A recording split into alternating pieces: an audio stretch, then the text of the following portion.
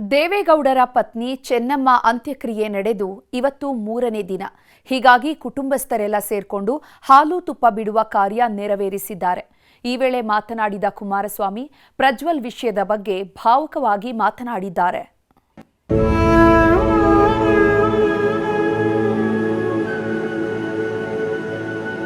ಚೆನ್ನಮ್ಮ ಕಣ್ಮರಿಯಾಗಿ 5 ದಿನವಾಯಿತು.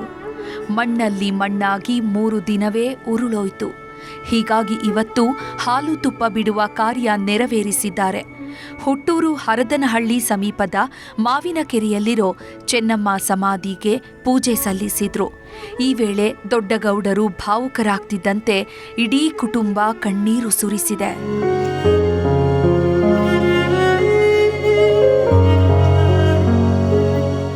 ಚೆನ್ನಮ್ಮರ ಹಾಲು ತುಪ್ಪ ಕಾರ್ಯದಲ್ಲಿ ಇಡೀ ಕುಟುಂಬ ಭಾಗಿಯಾಗಿತ್ತು.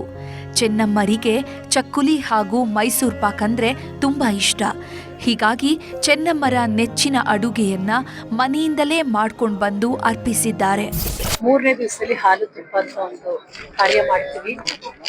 ಅದನ್ನ ಇವತ್ತು ಕುಟುಂಬದವರೆಲ್ಲ ಸೇರಿ ವಿಶೇಷವಾಗಿ ಹೆಚ್ಚಿನ ರೀತಿ ಹೊರಗಿನವರು ಬಂದಿದ್ರು. ಎಲ್ಲ ಪ್ರೀತಿಪಾತ್ರರು ಬಂದು ಶ್ರದ್ಧಾ ಭಕ್ತಿಯಿಂದ ಹಾಲು ತುಪ್ಪನ ಬಿಟ್ಟು ಅವರಿಗೆ ಸದ್ಗತಿ ಸಿಗ್ಲಿ ಅಂತ ಹೇಳಿ ಒಂದು ಪ್ರಾರ್ಥನೆ ಮಾಡಿದ್ದಾರೆ.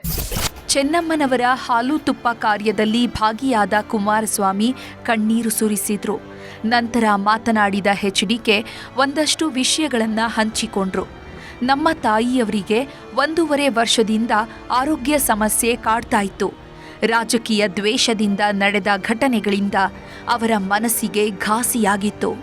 ಬರ್ತಾ ಬರ್ತಾ ನೆನಪಿನ ಶಕ್ತಿಯನ್ನೇ ಕಳ್ಕೊಂಡಿದ್ರು. ನಮ್ಮ ಕುಟುಂಬದಲ್ಲಿ ನಡೆದಿದ್ದ ಒಂದು ಪ್ರಕರಣದ ಸಂಬಂಧ 2-3 ಬಾರಿ ಯಾವಾಗ ಕರ್ಕೊಂಡು ಬರ್ತೀಯಾ ಅಂತ ಕೇಳಿದ್ರು. ಆ ನೋವು ಇಂದೂ ನನಗಿದೆ. ನಮ್ಮ ಕಡೆಯಿಂದ ಕೆಲ ತಪ್ಪುಗಳು ಆಗಿರಬಹುದು. ನಾವು ಪರಿಶುದ್ಧವಾಗಿ ಬದುಕಿದ್ದೇವೆ ಎಂದು ಹೇಳಲ್ಲ. ಆದರೆ ಆ ತಪ್ಪುಗಳನ್ನು ಇಟ್ಕೊಂಡು ರಾಜ್ಯದಲ್ಲಿ ಏನೆಲ್ಲ ನಡೆದಿದೆ ಗೊತ್ತಿದೆ.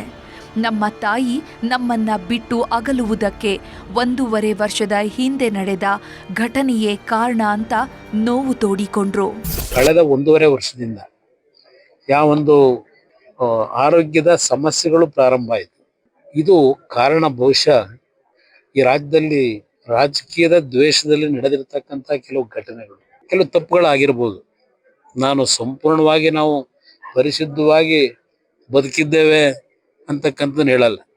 ನಮ್ಮ ಕುಟುಂಬವನ್ನ ಸಂಪೂರ್ಣವಾಗಿ ರಾಜ್ಯದ ಜನತೆಯ ಹೃದಯದಿಂದ ಕಿತ್ತೊಗಿಬೇಕು ಅಂತಕ್ಕಂಥ ದೃಷ್ಟಿಯಿಂದ ಕೆಲವು ಘಟನೆಗಳು ಈ ರಾಜ್ಯದಲ್ಲಿ ನಡೆದಿದೆ. ಒಟ್ನಲ್ಲಿ ಕುಟುಂಬಸ್ಥರು, ಸಂಬಂಧಿಕರು ಹಾಗೂ ಸಾರ್ವಜನಿಕರ ಸಮ್ಮುಖದಲ್ಲಿ ಚೆನ್ನಮ್ಮ ಅವರ 3ನೇ ದಿನದ ಕಾರ್ಯ ನೆರವೇರಿದೆ.